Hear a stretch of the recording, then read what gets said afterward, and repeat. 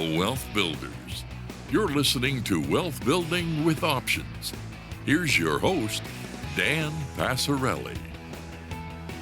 Welcome, wealth building family. This is episode 5, Options, Better Tools. Whenever you embark on a journey like what this podcast is, a treatise on trading the wheel, you always have to give some background info. Today's show will be not just me puking out the basics of what an option is. We need to cover that for the folks who are new to option trading, but we'll have some fun and digress too, and maybe even have a guest. You know, whenever you explain what an option is to a total neophyte, it's always beneficial to use some sort of analogy. And having been in the milieu of option trading instructors, I have heard a million analogies. The insurance analogy is the classic one, of course. An option is like a car insurance policy. The underlying asset has a value that can adversely change if you crash your car. There's an expiration date on the policy. You have a deductible on your insurance policy. You have a strike price on your, presumably put, option, where you bear the risk until the stock falls through the strike, or the car becomes a low enough value to warrant filing a claim to be made whole. There's a premium paid. You know the whole works. A couple decades ago, when gasoline prices were super volatile, I use that as an example, as an analogy. You buy a card from a gas station that allows you to buy gas at a fixed price, like $3.65 or whatever, no matter what the price happens to be at the time, if it goes up or down. So that's a good one. A guy used to use pizza coupons as his what is an option analogy. So I just like to see where the spirit moves me, and if I can whip up some new wacky analogy on the spot, I relish the opportunity. When I was getting started on chapter 2 of the book I'm writing, first, I basically sit and stare at the screen for a couple of hours, check my emails, go to the bathroom, stare more at a blank page. Author stereotypes at their finest. And this was a pretty matter-of-fact, straightforward chapter, this one, chapter 2. Not a lot of creativity needed. I don't know how fiction writers do it, I'll tell you. It's got to be hours before they hit that first keystroke. All right, so I'm digressing already, as you can tell. Sorry about that. I wasn't even planning on doing that yet. It's the trader's brain, I guess, the stereotypical short attention span. Another well-adhered to stereotype. Wait, a squirrel. Never mind. So anyway, sorry. So anyway, I came up with this analogy to start out chapter 2, and let me share it with you. Imagine you're a parent of a grade schooler, and your routine is to get off work and get to the bus stop to pick your kid up and head home together. I mean, it's a long walk after all, right? But today, the boss throws a wrench in things. We really need this report to go out today. Maybe you'll have time to finish it and still make it to the bus stop. Maybe. It could be a problem, or maybe it won't. Why risk it? Just in case, you arrange to get someone to pick up little Sally if you're late. So you call your neighbor, who agrees to pick the kid up if you don't make it on time. Problem fixed with one little verbal contract. Wait, contract? Sure, this is basically a contract, right? If it turns out you're not going to make it on time, you will exercise your right to ask the neighbor to pick up the kid, which the neighbor obligated herself to do. Sure, she could blow it off, but what kind of person would do that? In contracts, there needs to be what is called consideration, which is basically a payment. And there was that here. You paid with an implied future repayment to return a favor, which sounds, kind of Godfather-like here, right? But it's actually a self-imposed cost. This is what behavioral psychologists call reciprocity. Your brain will feel the need to repay your neighbor in some way in the future. We'll talk a lot more about behavioral psychology and behavioral economics in future shows. It really comes into play in everything this show and the book are about. So, you pay for this right that you may exercise in the future. It's implied in this situation that this right expires by the end of the day, right? I mean, you can't expect the neighbor to be on call the rest of her life. The underlying asset here is time, the time to complete the project, right? If the hour gets too late before finishing the project, you'll exercise your rights. And if you get off on time, you won't. You don't have to. So this is the same as what an options contract is. In finance, options are contracts that may solve problems just like the helpful neighbor. Options may protect you from the risk of loss on a stock you own. They may protect you from missing opportunities. They may provide leverage, and they may help you grow your wealth faster. Oh, and they may even improve that Sharpe ratio that we talked about briefly on the last show. An option is literally a contract between two parties, a buyer and a seller. The buyer pays the seller for a right. The seller is thus paid for incurring an obligation that they may or may not have to perform. Since 1973, options have been listed on exchanges and have standardized contract specifications. In most cases, an option represents the rights on 100 shares of the underlying stock or ETF. Index options can work a little bit differently, but we're mostly going to be discussing stock or ETF options in the book and on this show. The reason we likely won't talk so much about index options is because this show is about covered calls and cash secured puts mostly, and equity options and ETF options underlying is 100 shares of that stock or ETF. But the underlying for a lot of, or I don't know, maybe all indexes is just the numerical value of the index, in which case you couldn't use index options for covered calls. I mean, the underlying it's a number, it's a concept. Arguably, you could use them for cash secured puts, but you couldn't use them the same way. You couldn't use them to hope to get assigned and buy the underlying shares, though. And we'll talk about all this in future episodes. Anyway, there are two types of options, calls and puts. A call option gives the buyer the right to buy a specific stock or ETF at a specific price, called the strike price, within a certain time frame. American exercise style options can be exercised any time on or before the expiration date, while European exercise style options can only be exercised at expiration. In the United States, stock and ETF options are American exercise style. So, for example, an investor may buy one WXYZ March 3rd 150 call at $2.43. Okay, so this is presented from the call buyer's perspective.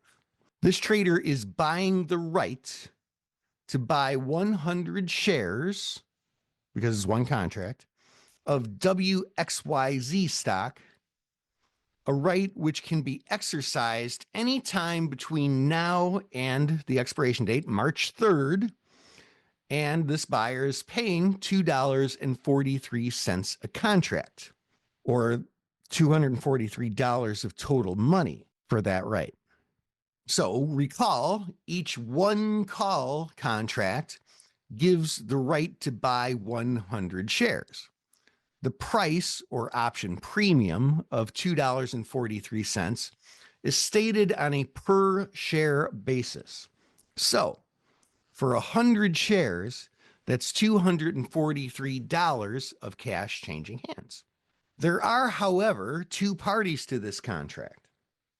In addition to this call buyer, there exists a call seller who must deliver 100 shares by selling them at $150 a share, the strike price, if this buyer exercises the right in that contract. The seller gets to keep that $2.43 a contract, $243, whether shares are called to be delivered or not. In the case of listed options, the corporation here, which we'll call WXYZ Corp., they did not create these options. These options would have been listed by an options exchange. This is in contrast to warrants, which are like call options, but are issued by the corporation itself. Part of the value of the option is derived from the price of the stock. Thus, options are referred to as derivatives. A put option gives the buyer the right to sell a specific stock or ETF at a specific price, the strike price, on or before the expiration date. So let's do an example of a put now. A trader or investor may buy one WXYZ March 10th, 155 put at $3.07. So it's the same idea, but this, the put, is the right to sell. This put buyer is buying the right to sell 100 shares of WXYZ stock at $155 a share, the strike, which can be exercised on or before the expiration date, March 10th. Because this put represents the rights to sell 100 shares, that $3.07 of option premium means this buyer paid $307 to the seller. And if this buyer of the put exercises the put, then the seller of the put will have to fulfill the obligation and buy 100 shares at $155. So the seller of the put keeps the premium regardless of whether he has to buy the stock from the buyer or not. I know it can be a little confusing when it comes to puts. There's just a certain percentage of people who, when they're learning option, your brain is just wired in such a way where it's like, wait, but you buy the right to sell. It's kind of goofy, but you get used to it. Now, there's a couple other terms here that I think are important. Owning an option is what is called being long the option. Having sold an option, like one that you didn't already own, but you're selling something you don't own, you're selling the contract, that is being short the option. Option buyers are sometimes called option holders, and selling an option is sometimes called writing an option. So, okay, we cleared up a lot of stuff here so far, right? So let's talk about hedging and the analogy concept again. Most of the analogies used to introduce options to newbies, I mean, there's some form of insurance or something to protect against some adverse underlying move, whether it's a car or gasoline or pizza or whatever. It's really easy to understand that when it comes to put options, because if I own a stock and the stock goes down, the put option protects me because it gives me the right to sell it at a fixed price. So like if I own a car and the car gets smashed and therefore the value of the car goes down, I'm protected by that insurance policy because basically they're going to make me whole at the original price of the car, just simply minus the deductible. So like put options, I think it's really super easy to understand that like these can be used as insurance policies as far as the person buying the option goes. Okay, but what about call options? Does buying a call protect you from something? That's a good one, right? You ever think about that? especially if you've been doing this a while. You ever think about that? Well, the answer is yes. Buying a call option does protect you from something. Just as a put option protects you from the risk of being in a stock, a call option protects you from the risk of being in cash. Or maybe another way to say it, it protects you from the risk of not being in that stock. And that speaks to a kind of like heady macroeconomic discussion. Is cash an investment? Or is it lack of an investment? I'd say it's pretty clearly an investment myself. You make the decision of what is more likely to produce a better financial outcome, owning a stock or owning cash, and invest in your perceived best choice. So a little digression here, but I think it's warranted. Cash actually does change in value. The simplistic view that a lot of people, most people take, is that cash is like the anchor or the baseline, right? If there's inflation, it's because the price of the thing that you would buy is going up. That's how people think of it. Inflation means prices of things that you can buy go up. But I would argue that that's not really the right way or the best way to think about it. And in fact, I would argue it's not the right way to think about it. Think about it in terms of value and not price. Let's take a gallon of milk, right? The value of a gallon of milk doesn't change.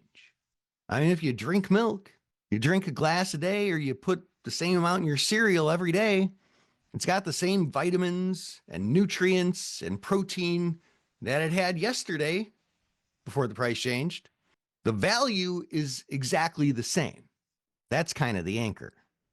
During times of inflation, the value of the dollar is going down. So that's why it costs more dollars to buy that same value that is that gallon of milk. Does that make sense? Think about that. It's kind of a interesting way to think about things. So if I trade in a stock for cash, I sell the stock and so now I'm in cash. Certainly, unless we're in a period of deflation, I am now losing purchase power if I'm in cash. I'm literally losing value if inflation is above 0%, which it is historically most of the time since, I don't know, maybe the beginning of the US. I don't have expertise on this, certainly since 1971 when we went off the gold standard during Nixon administration. So question, does owning the stock instead of cash prevent that dollar decay, if you will? Or is the likelihood of the stock going down a bigger threat than the measurable loss that is holding cash? I mean, that's just the inflation rate. You can measure how much you lose in a year by holding cash. Again, it's kind of cool stuff to think about. And this way of thinking helps investors navigate the market better when inflation fluctuates and interest rates change and such, right? That is one reason why the market ran up so much in 2004 when the Fed was cutting interest rates. The two biggest competing places to put your money, stocks or interest rate bearing accounts, were jockeying for position, or I should say interest bearing assets, were jockeying for position. The lower the interest rate paid on interest rate bearing accounts or assets like treasury notes or certificates of deposit or whatever, the less attractive they are, right? Lower the interest rate, the less attractive. Money is in an account, and money in one of these accounts or in treasury notes is basically cash. We can think about it that way. We can think about it as being money. So if you don't want to be in money or cash or interest-bearing accounts or assets, the money has to be in something else. That created buying pressure on the stock market during that time, during several times in recent history, as investors had to put money somewhere that wasn't a straight interest rate investment. So let's get back to these option basics for a bit. What becomes of an option once you put on an option position? Another kind of options educator quirk in explaining options is we always end up talking about what happens when you hold the option to expiration and it's exercised. The fact is, most options are never exercised. It's been a while since I got an update on the exact statistics, but when I worked for the CBOE in the Options Institute there, which is where I got my start teaching, incidentally, statistically, it was less than 10% of all options that are ever exercised. Any option that you put on that somebody buys, it's less than 10% of them that get exercised. An option would typically only be exercised if it's in the money, meaning it has intrinsic value because the stock price is trading above the strike price for calls or below the strike price for puts. In either such case, if the option were to be exercised, the trader could immediately close the stock position and lock in a profit, an arbitrage profit. Okay, so that's 10% of options would be exercised. So what happens to the rest of options, the ones that are not exercised? It depends. If an option is out of the money, having no intrinsic value, it would likely not be exercised. If the trader holds it all the way until expiration, doesn't exercise it, it would expire. So this would be good for option sellers getting to keep all of the premium received, and arguably bad for option buyers who hold it all the way till expiration and it expires, losing everything that he or she paid for it. Somewhere around 30 to 35% of options that are put on eventually expire. The most common scenario is that the option is closed. That makes up the remaining 60 or 65% or so, whatever it is. So closed, what that means is a trader who bought the option later sells it, or a trader who was short the option later buys it back. And you might be a little surprised by that stat that 30 to 35% of options expire worthless. There's a good chance that if you've been, studying options for a bit, there's a good chance that you heard something different. You may have heard that 80% of options expire worthless, or maybe more. In fact, I recall hearing that stat was published on the CME Group's website. Really, that 80 or whatever it was, 90% of options expire worthless. I cannot confirm or deny that that is true or not, but I'm not surprised that they posted that stat. And it's not wrong either. Wait, how can 30% and 80% both be the answer? Hold on a second. Well, it depends on how you pose the question, right? If it's the percentage of options that have been opened, that's one question. If it's the percentage of options that are still open at expiration, well, that's another question altogether. If we take the options that are closed out of the equation, well, then we're left only with the ones that exercise or expire. If 10% of all options ever opened are exercised, but by expiration, say, and let's just round a little here, half the options get closed at some point, well, then 20% of the ones that are left will get exercised, and the rest, 80%, expire. And, there's a little rounding and such there, but this kind of reminds me of the Mark Twain quote that there are three types of lies. There are lies, damn lies, and statistics. You got to be careful in your logic progressions with this sort of stuff, man. I mean, really. Anyway, as far as creating contracts, this is all super simple. All this is done just with the click of the mouse these days. Because options are what we call fungible, and because of the existence of the Options Clearing Corporation, the OCC, there's no need to worry about who the counterparty is. Who did I buy these from? I don't care. It doesn't matter. You buy it, you sell it. Everything else is worked out on the back end. The OCC handles the counterparties, the counterparty risk, exercise and assignment, and even guaranteeing delivery. It's really, really important stuff because we don't care who our counterparty is. It doesn't matter. We just want to make sure that if we want to exercise that put and sell this stock to somebody, that person has the money to buy that stock from us, right? That is what the OCC takes care of. They're a clearing corporation. Our guest episode with Mark Benzequin from the OCC is a fun show, and we talk a little bit about this stuff too. You should listen to it.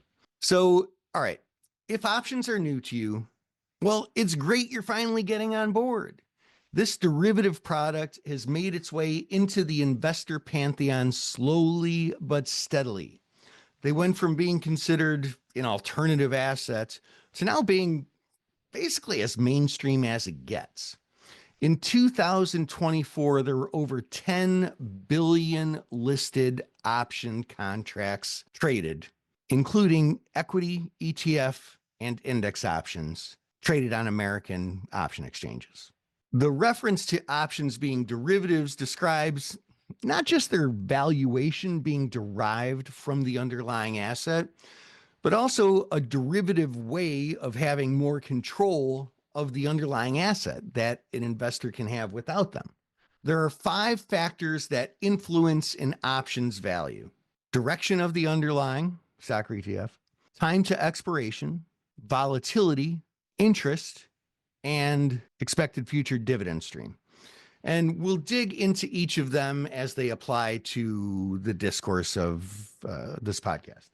That being said, 2 or more options, or an option along with the underlying, are often used as a single trade, which we call a spread.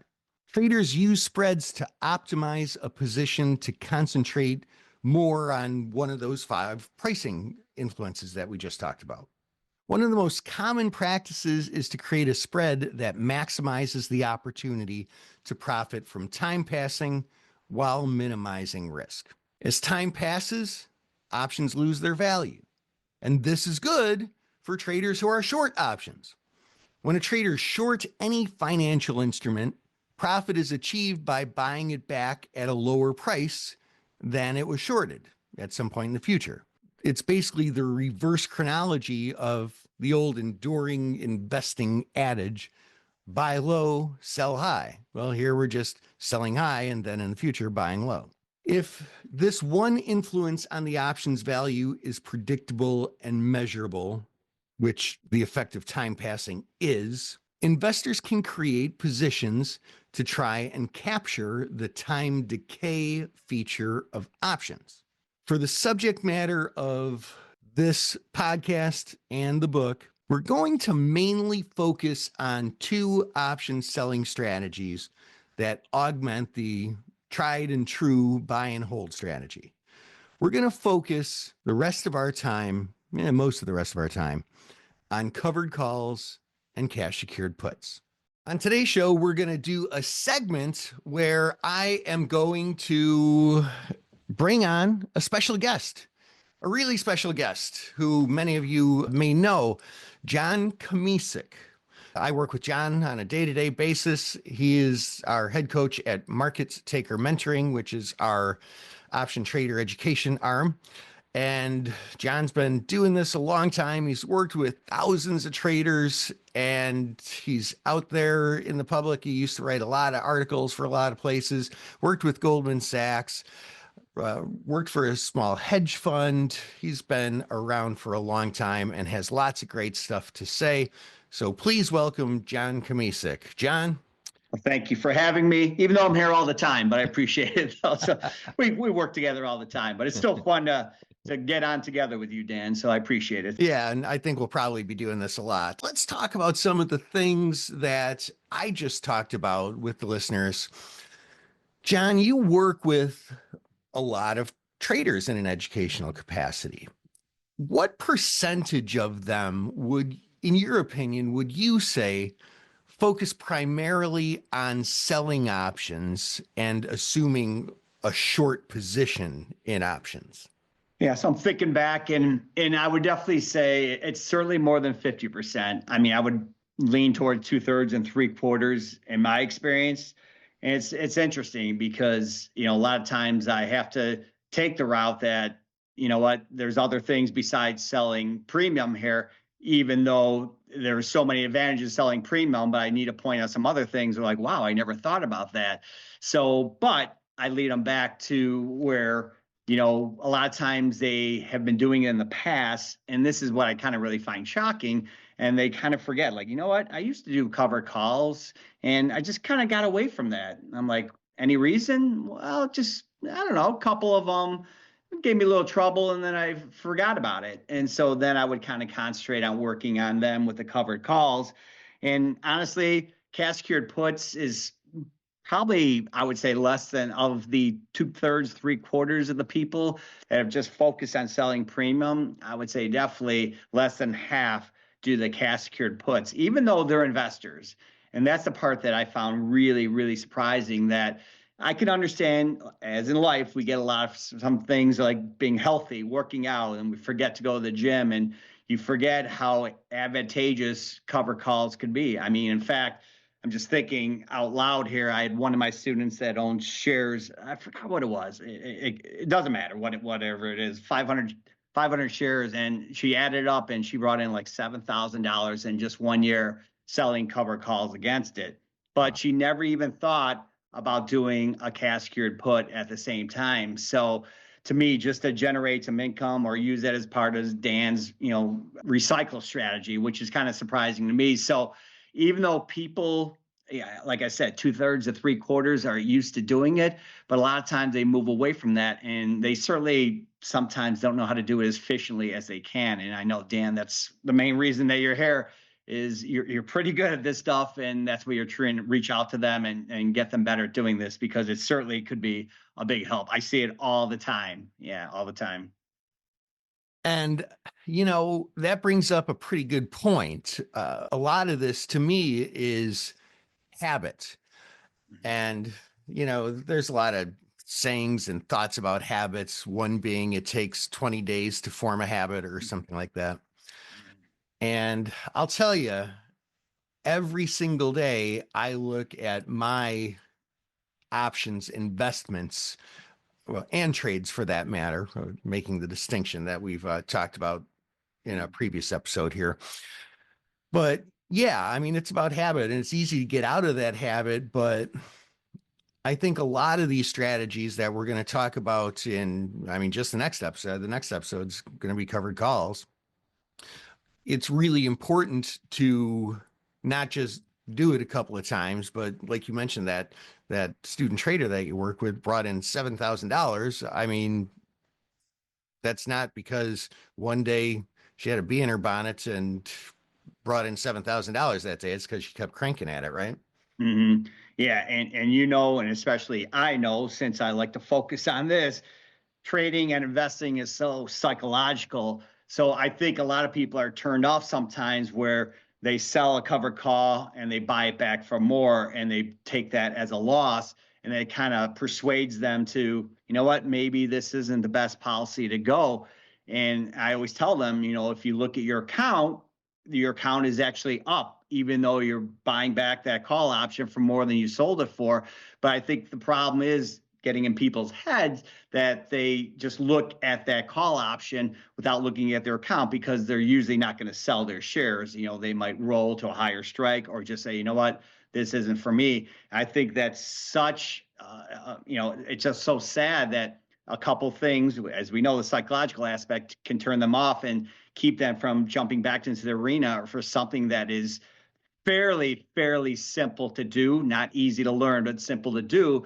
And it really is a shame sometimes. And so that's a lot of times I kind of question them, like, how come? And a lot of times that has been the answer, that, a couple went against me and this and that. And I'm like, well, if you did that with your swing trading, you would never trade again, because as we know, you're going to lose for quite a bit. And most people will never continually be profitable. So you can't let that stop you for something that can make such a difference to your trading account. It really can.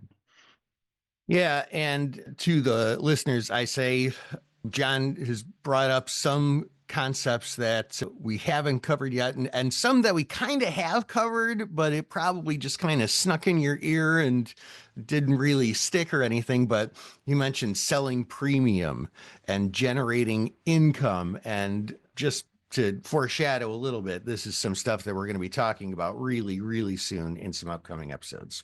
I didn't mean to jump ahead, but I just Oh, wanted to no. bring it up. Yeah. No, no, it's good. It's good. And speaking about selling options like we've been doing here, I know I've observed this, and I bet you have too, John. Some people make a career out of doing nothing but selling options, right? Absolutely. I do that myself personally. I mean, I was in a class recently. I was telling this earlier, Dan, about it was a retirement class about investments. And I was the only person that knew anything about options. I mean, just simply what you're trying to cover here and not convince people because you shouldn't need convincing to do something this great. Being an option trader, option investor is just to sell the cover calls. And most of these people, they raised their hand that they all had shares of stock. So it's not like they couldn't take advantage of being a premium seller with options, but basically all of them had shares of stock, but I was the only person in the class. I wasn't tooting my own horn. I'm like, I do this for a living.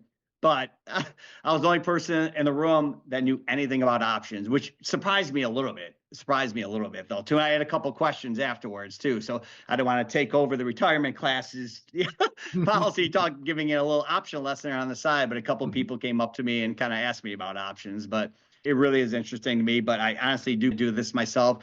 And I'm more and more focused on doing that with my students as well. I was concentrating on the swing trading, but I see how important it is myself over the last 20 years of teaching to spend a bulk of time. And I kind of include it in my syllabus when I go over my one-on-one coaching. I kind of include that as a big part of my syllabus now, using options as an investment and, of course, concentrating on cover calls and cash secured puts. Yeah. And it's our students who are, I guess you'd call them retail traders, just like a person who has shares and who's trading. But I remember being on the trading floor, there was a lot of the professional traders, the market makers, those liquidity providers, who a lot of them preferred selling volatility and being short options. And I don't know, just to shift gears a little bit here, when we talk about this, it's kind of logical to hear people say, hey, well, why wouldn't everyone just sell options? This sounds like a great thing. And I do want to point out that there is this trade-off of volatility hurting short options positions. And one of the ways that I like to think about it is you're kind of getting paid to hold this hot potato. You're getting paid to assume the risk of it moving the wrong way or something like that. You make money as time passes, which we very briefly touched on so far. But if there's too much volatility, then that's where you end up getting in trouble with some of these short option positions.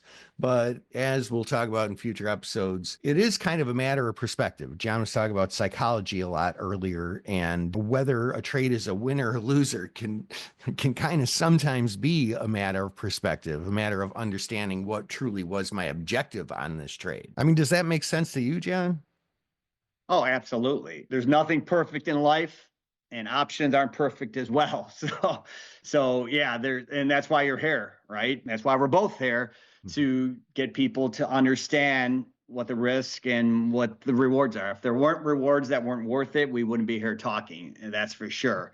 As I said, pointing out that class, like I said, almost everybody had shares of stock, but not a single person knew anything about options that could, help them produce income for the rest of their lives. So to me, it really is critical to understand every aspect of it. And like you said, we're just getting into the beginning of things. But so it's good to get excited. It's good to get excited. And I by no means temper your excitement here, but we'll certainly go over every facet. I'm sure Dan will go over every facet, and I'll go over it when I'm with them on these broadcasts as well. But yeah, absolutely, it makes perfect sense. When you brought up the hot potato, I'm like, you're right, because like, all right, how long do I hold this? How long? Oh my God, it's getting hotter. Do I need to get rid of it? And that is a good analogy. I never heard that one before. That's a good one. And you mentioned earlier that like somewhere between a half or 2/3 or 3/4 of the people you interact with or are familiar with are option sellers. And there are some who are in the other camp. There are some who just prefer to buy options. And then there's people who are kind of indifferent and do both. And I would say for me personally, my philosophy on it kind of changed over time. But I used to say, like, people are either born with the inclination to be option buyers or born with the inclination to be option sellers. It's just kind of how your brain is wired.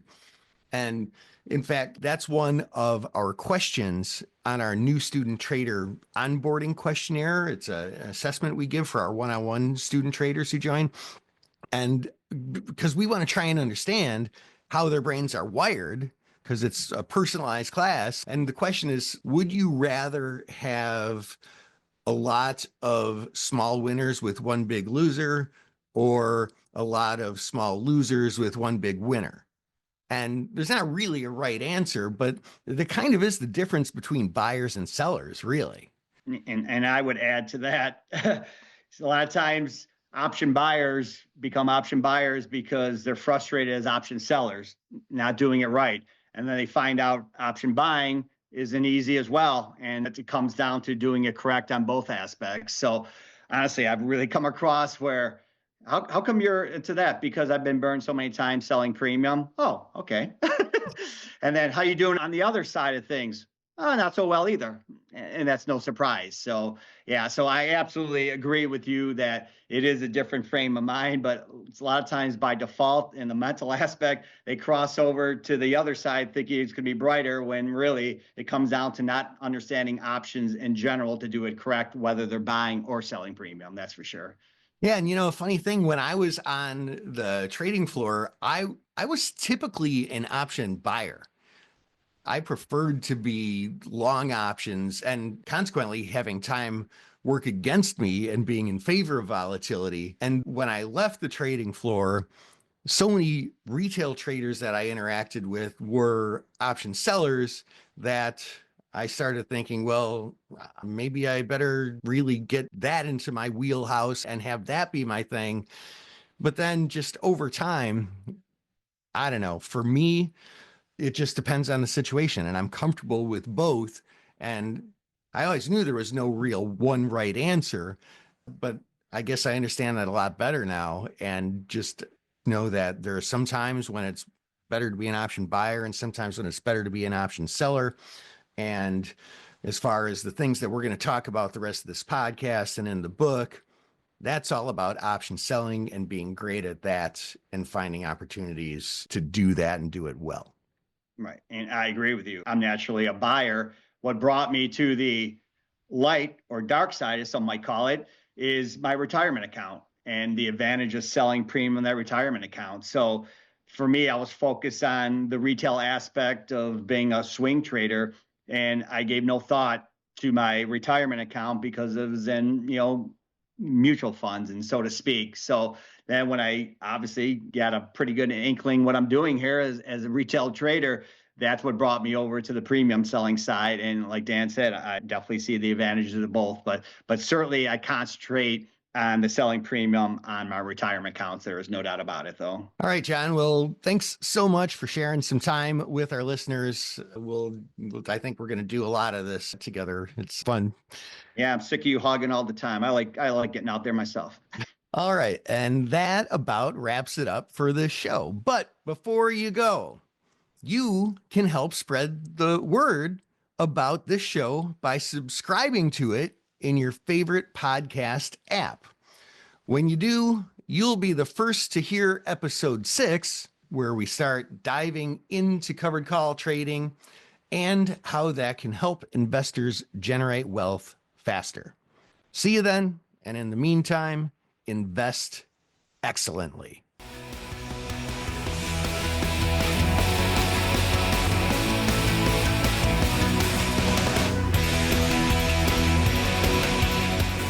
Options involve risk and are not suitable for all investors.